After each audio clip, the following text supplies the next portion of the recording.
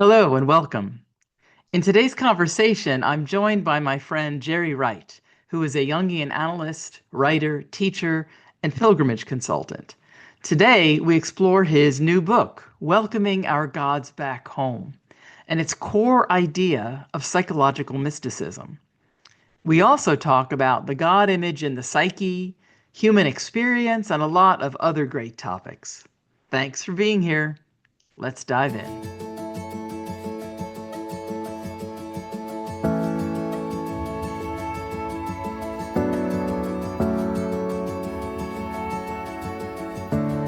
Welcome to the Sacred Everywhere.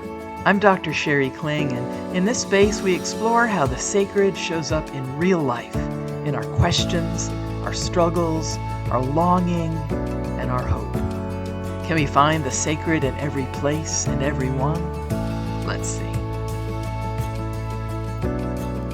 Okay, well, welcome to this conversation today. My name is Sheri Kling, and my guest today is Sheri Wright, Dr. Sheri Wright, who's a Jungian analyst and a pilgrimage consultant and teacher and writer. And so I think we're going to have a great conversation. Sheri and I have known each other for a long time and very, very good friends and have a lot of common interests, interest in Jung and interest in theology and religion and spirituality. And so we're just going to jump right into some conversation about those kinds of topics. But first, I want to mention that, Sheri, you've got a new book that's, as we're talking today, about to be coming out in the next couple of days, right? That is correct. Actually, well, first of all, it's an honor to be with you, Sheri, in one of your first interviews on this new project, which I know will go well, and blessings on that work. Thank you. Yes, it's a timely interview for me because my new book does come out tomorrow, actually, Very January good. 15th, and that's an exciting time for me, obviously, and I'll be delighted to talk about that book for 2 or 3 hours if you want, uh, or a shorter period of time. The Great. book is entitled Welcoming Our Gods Back Home, the wisdom of psychological mysticism. Hmm. And it is the third volume in a trilogy entitled Jungian Psychology and the Future of Our Species. Well, that's just too small of a topic, Sheri. Yes, I know. I like grand sort of themes. So, Yes, but very we good. can talk about, and I'd like to talk about more specifically what that means. We welcome Yeah. our gods back home. Absolutely. Well, I'd love for you to just tell us a little bit about, at its core, what is this book about and what is psychological mysticism? Well, the title "Welcoming our gods back home" suggests that our gods have been somewhere else, Yeah. or they've been homeless. And the idea of that is that from a depth psychological perspective, which is the perspective that I like to remind myself and my audiences, I am talking from a depth psychological perspective. I'm offering psychological reflections, interpretations on all kinds of topics, including religion. Hmm. So, but first of all, I'm talking as a depth psychologist, a Jungian psychologist. Yeah. And for the book that is coming out tomorrow uh, is the third of the trilogy, and I've been working on that actively for a decade, 10 years now. But beyond that, I've been working on this theme for the second half of my life, really. It was begun in my midlife crisis, when at midlife I realized that everything that I had been taught about God, religion, Jesus Christ, was no longer meaningful. Mm. And I had to find a different way to think about, imagine all of these important um, issues. And it at that time, the lack of meaning for what I had been taught prompted me to move from the center of church life, which I had been active in all of my life, Yeah. and then for 20 years or more as a professional religious person. I Hmm. moved metaphorically to the back porch of the church, Yeah. and then stayed there for a while, and then the foundations of the porch collapsed as well. So that thrust me out into the metaphorical graveyard, Mm. where in an active imagination, I saw a long stream of Christians, Jews, and Muslims filing along a gravesite and paying their respects for the monotheistic God image, which I think had died. The Mm. image of God had died. Yeah. So that set in motion then an effort to create and give birth to, as a midwife, as it were, a new myth, a new way of imagining God, religion, Jesus Christ, etc. So, um, as I say, it's been a process that's been going on for a very long time.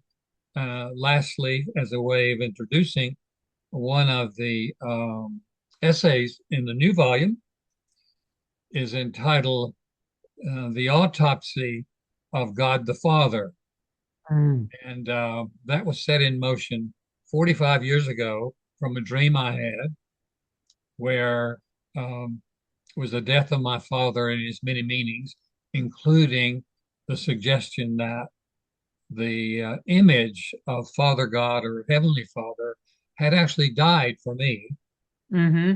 and and in the dream, it was noted that we could not do a burial until there was an autopsy. So, in a Wow. way, for the last 45 years, I've been doing this autopsy, and finally, I have written the autopsy report in this particular volume. Yeah. Wow. Well, and before you even go further about the content of the book, I just want to say that I think a lot of people, this is a very timely topic because for a lot of people, the symbols of the church, the symbols of traditional religion are no longer meaningful to them. And I've had my own journey of moving through questions and doubts and struggling with different ways of looking at things. And yeah, I'm still maybe I'm on the back porch of the church with a foot still in the door. But it's a very big struggle. It's a very big issue, and I think a lot of people are moving through what some people call deconstruction, and they're looking for alternatives. And even in my own life, your dream about your father and the burial is very interesting to me. I've often talked about breaking up with God, and I broke up with the abusive father, bad boyfriend God that was in my head. And a few years ago, I actually had a dream myself of with my father's body in a coffin on a train, and so I hadn't looked. I've been working with that dream in many ways about what that says about where I was in processing my own father complex and relationship with my father. But it'd be interesting to look at it too in the sense of Father God and all of that. So that's a great image, Jerry. The image that I've shared with many, many people uh, often finds resonance for people. And I've had many, many people to say, I think I'm on the back porch of the church also. Mm, And and then, I listen carefully about what that means for them. So I think the image, the dream image, was certainly personal for me. But as I've listened to many people as an analyst and also in retreats and on pilgrimages talk about their own experiences, I think it could be a collective dream.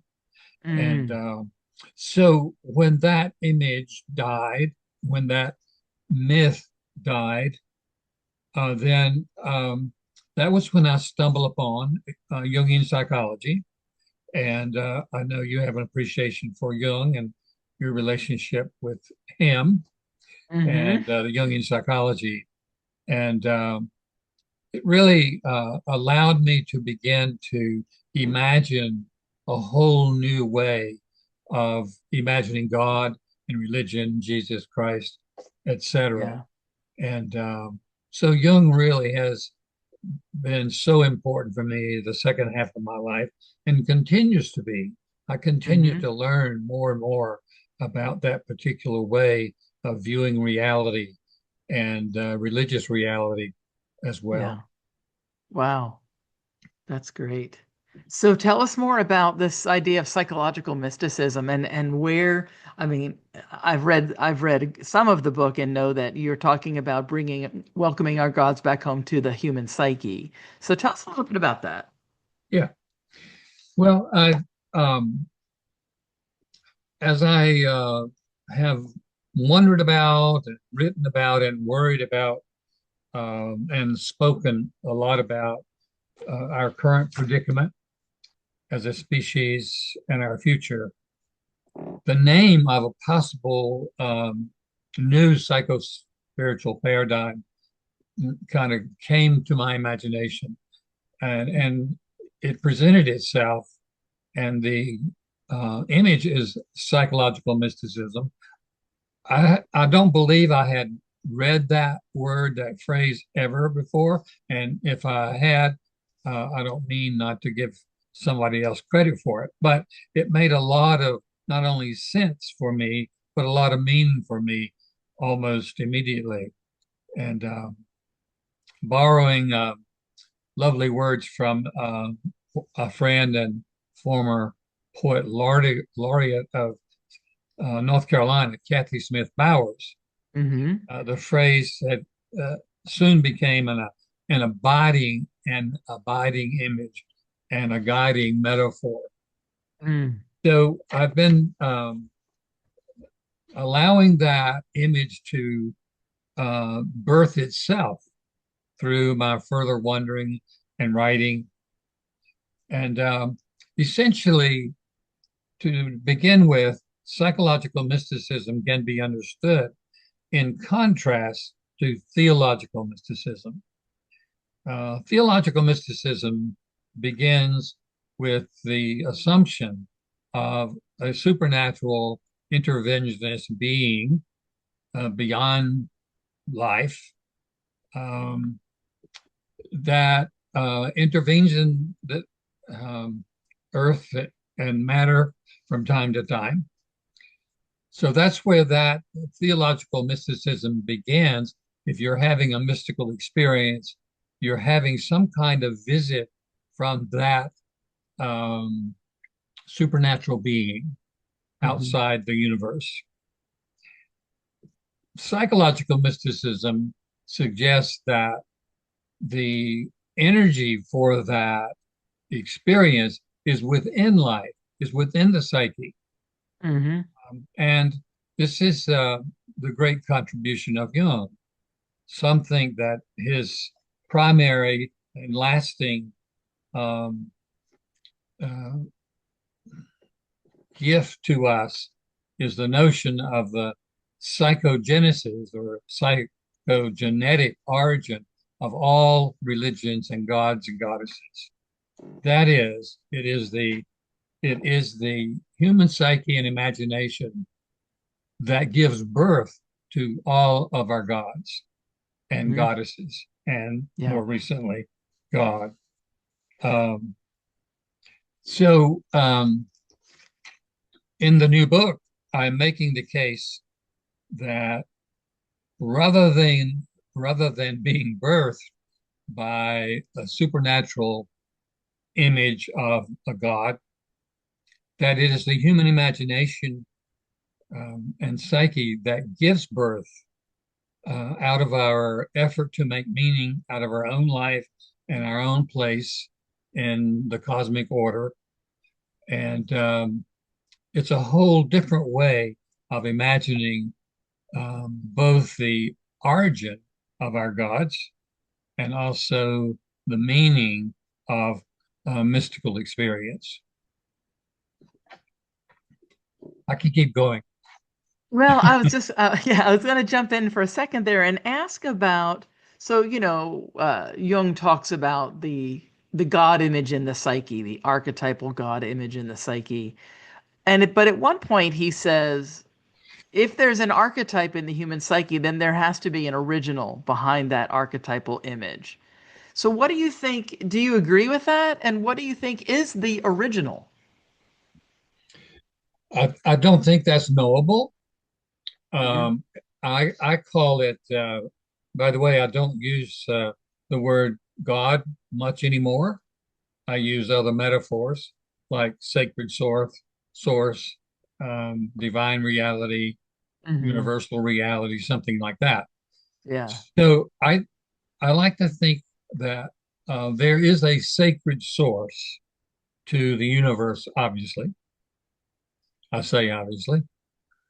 Um, it's obvious to me because I have experienced powers and presences that I don't create.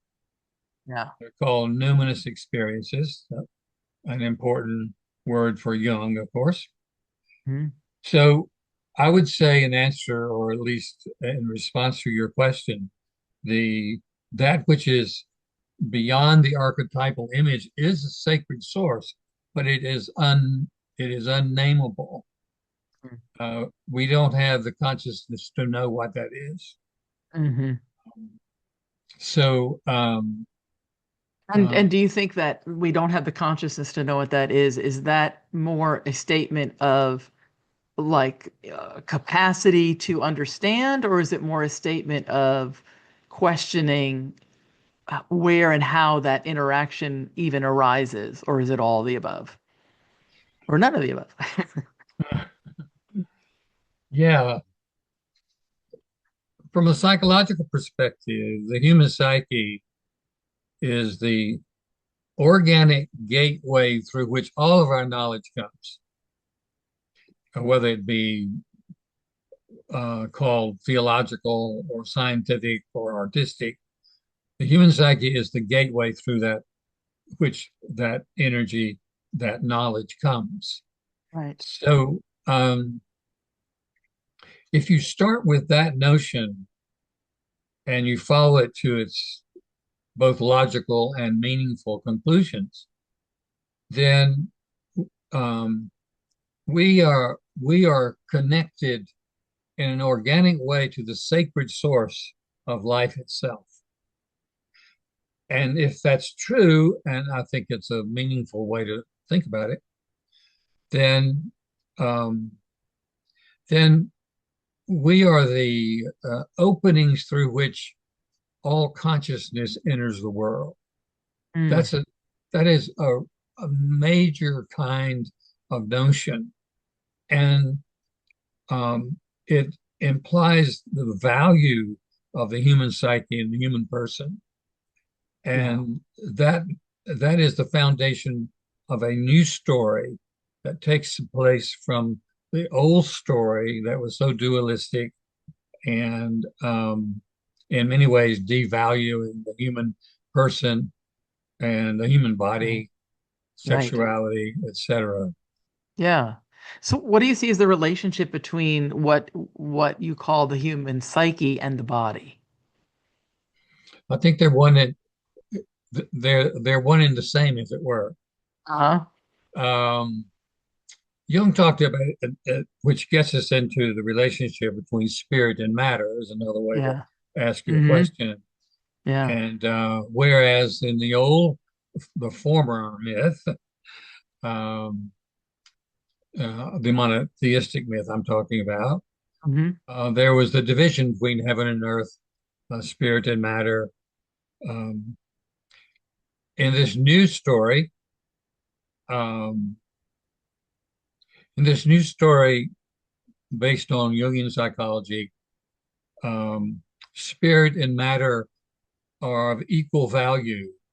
Jung would say it this way, that matter is the visible aspect of spirit, and spirit is the invisible aspect of matter. Hmm. So, and they're both of equal value. Yeah. The new story that the new story that is being birthed, and I see my work hopefully as a part of a new story that's emerging. Jungian analysts are not the only ones doing this. There are a lot of theologians, analysts, Jungian analysts, artists, Hmm. scientists Hmm. working on this new story.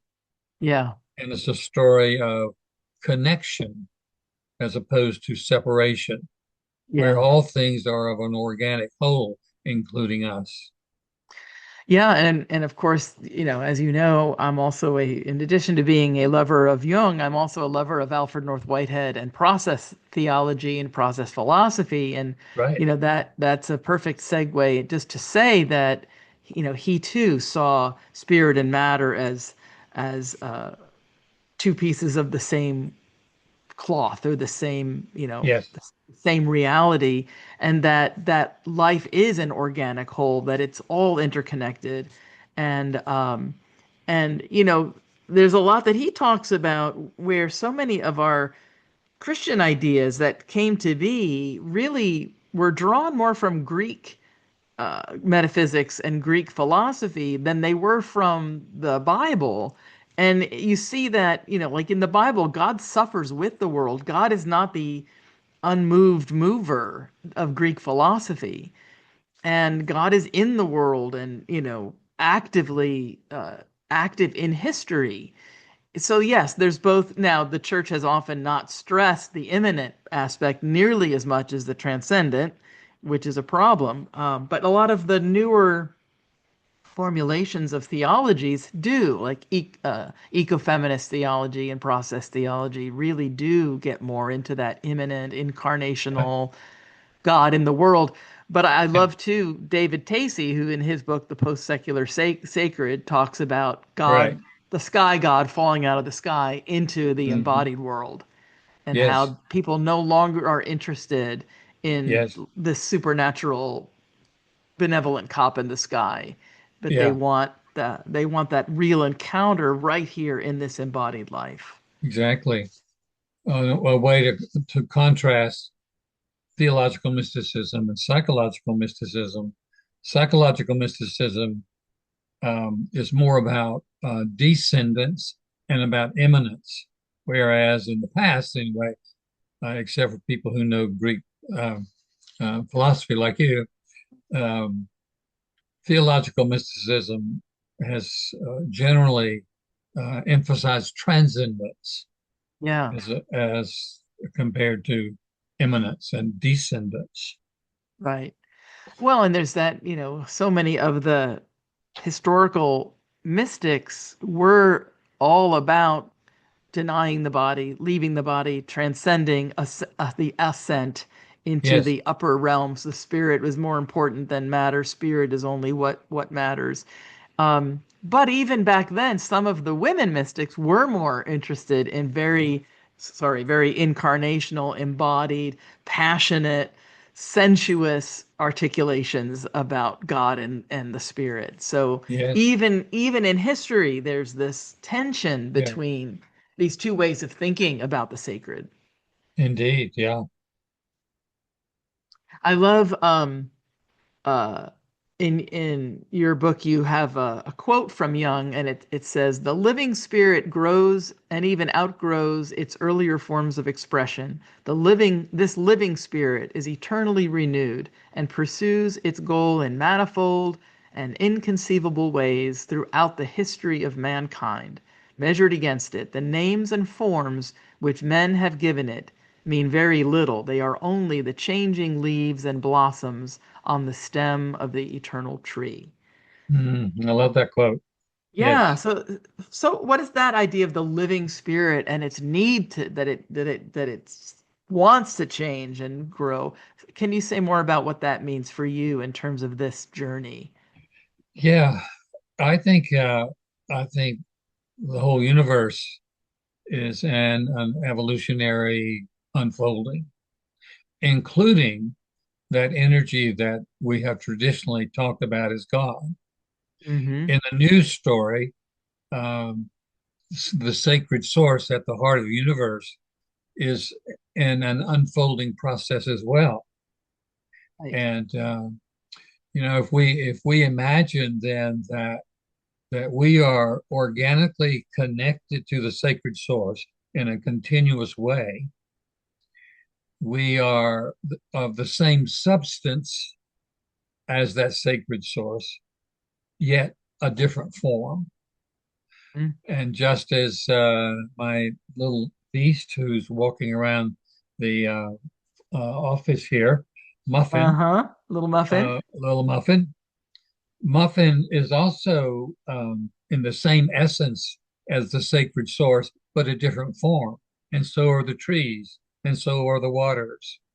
So it's a Mm. way of imagining the wholeness of the universe, how we are intrinsically connected. And the new story that is emerging again emphasizes connection as opposed to separation, and it's a Mm-hmm. much more believable, much more hopeful way of viewing reality. And Yeah. for me, it has a lot of possibilities, and Mm-hmm. we are learning how um, connected we are cosmologically, biologically, psychologically, in all ways. And I think the news story that is emerging is a story not only uh, uh, what it means to be religious, but more importantly, what it means to be human. Yeah. And and to be human from this perspective is to be a part, uh, an organic part of the interrelated, interconnected, interdependent web of being Mm-hmm. at the heart of life. So um, the contrast between theological mysticism and psychological mysticism, then, um, whereas theological mysticism too often has been about the transcendence and about somehow efforts to be reconnected to that source. Psychological mysticism says we are already connected. Yeah. We are already Right. connected, and And there's we're no never way to never get disconnected. disconnected. Yeah. Yeah, and that makes a tremendous difference in how we see ourselves and how Mm-hmm. we imagine our purpose and our role in this mystery that we call life. Mm-hmm. How do you see then, because I know in what part of the book when you talk about, and we're gonna pause in a minute and go into a deeper dive part two, but before we go there, and I don't want to jump into a lot of political stuff in this portion of the conversation, but you do talk about the way that humans, being in a collective dark night of the soul and the way we've been damaging the earth and how, as a species, we may or not make it and the cosmos may or not miss us when we're gone. But I wonder if, because there's also a way, and I know Ilya Delio talks about this, Teilhard de Chardin talked about it, and I do too, that this sense of that when as we live our lives and make decisions and actualize value in the world and live out our imaginations and contribute something to this whole fabric and tapestry of life, that we are actually contributing to God's, the sacred's own experience, that we're actually giving something to that sacred source that can only be given through experience and through embodiment. And yes, I think everything contributes to that. Everything that is material and actual contributes to that. But I wonder if you think that do humans have a unique role or a way, because of our consciousness and our reflective capacities, do we have a unique role in the world that maybe if we could step up and actually do it more fully would be a more welcome thing for the whole collective cosmos. Yeah. Well, let's hope that's true. I think it is true. And I think that is one of Jung's most far-reaching possibilities, that uh, the sacred source needs our consciousness to become conscious of itself, Mm. which is a radical, meaning deeply rooted, by the way, radical, Yeah. deeply rooted Yeah. way to frame things. Um, in this news story, we are we have the capacity for both great creativity and great destruction. Hmm. In the old myth, um, those capacities have been outsourced, as it were, to gods and goddesses, to heaven and hell. In the new story, it's a matter of taking ownership of those capacities and responsibility for those capacities as human beings. Hmm. And as we Yeah. take responsibility for our capacities for great good and also great evil, then with consciousness, we have some measure of choice about which to incarnate. Yeah. And that's one of the major differences in the old story and the new story, to locate the origin both of good and evil within the human person. Hmm. And we can imagine also that it being a part of the sacred source itself, that the sacred source also has um, what we humans call good and evil. Mm. Um, That is that a radical notion for a lot of people. that's a, we might want to jump into that a little deeper in the next segment, but I think it is true, and Yeah. we have outsourced both what is best about our human capacities and what is worst in the earlier paradigm. And that Hmm. necessitates bringing our gods back home to the human psyche and imagination. Mm. Well, before we go into the deeper dive, maybe you could talk a little bit about what do you think is the most important thing that this book and these ideas can do for people who are suffering, who are struggling in this life, who are struggling with faith and their spirituality, but also just struggling with maybe a lack of meaning and loneliness and disconnection and all of those modern ills that we see. I think it has the capability of providing people with an alternative way of viewing life, religion, God, etc. As we talked about in the opening paragraphs of opening sentences of our time together, I think a lot of people are holding on to an old way of viewing because they have been given a different way to think and to imagine. So I think Hmm. this new story that is emerging from many corners of our uh, world offers them a more hopeful way of being in the world. It gives people a clear purpose and a clear role. Um, it also provides the possibility of viewing ourselves as I said earlier, part of an interrelated and interconnected, interdependent web of being. And that's frightening, of course. That's frightening, and which is a primary reason we don't like to think about this new way of being as a part of an interconnected and interdependent web of being, because it increases our responsibility. Right. Better to um, assign our evil and even our good to Hmm. the gods and to the heavens or hell rather than taking responsibility. So I think it can offer a very hopeful model for what it means to be human. Hmm. And I think we have um, forgotten, if we ever knew, what that could be. Yeah. Yeah, that's great. Thanks for listening to the first half of this episode. If you'd like to go deeper, the full episode is available for paid subscribers of The Sacred Everywhere at sherikling.substack.com. Find the link in the show notes. Until next time, may you notice the sacred everywhere.